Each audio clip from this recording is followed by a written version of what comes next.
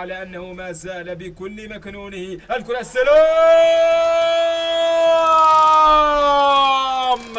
يريد أن يعود ليؤكد على أنه ما زال بكل مكنونه، بكل جنونه، بكل فنه.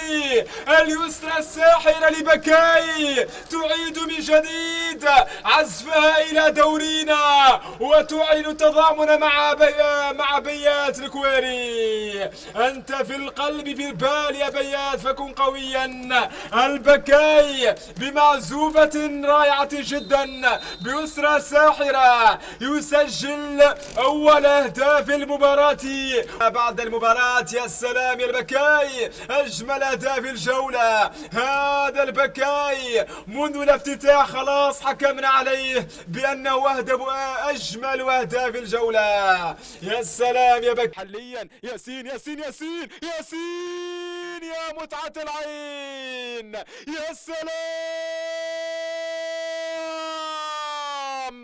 علاقة ياسين مع الشباك قديمة، لكن لا بأس بتجديد الرهان، لا بأس بتجديد العقد، بتجديد العلاقة. ياسين يسجل هدف، متعة للعين في مرمى الأمين خضراء.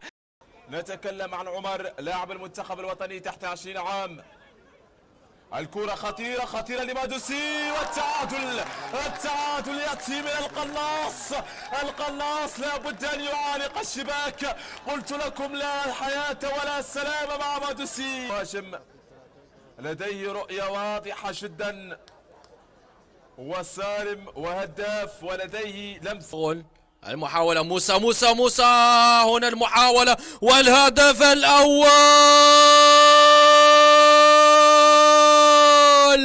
يعقوب هنون أخيرا، يعقوب هنون يفتتح التسجيل لتفرق زينة بعد 10 دقائق من اللعب في الشوط الثاني، وبعد بعد فرصة على محاولتين. المحاولة الأولى من موسى سيسوكو، استطاع الحارس التصدي لها يعقوب هنون. المحاولة بتسديدة صاروخية من على مشارف منطقة العمليات، نجح سيد باري في التصدي لها. وفي الكرة تلعب في الوسط، تمريرة بينية خطيرة جدا.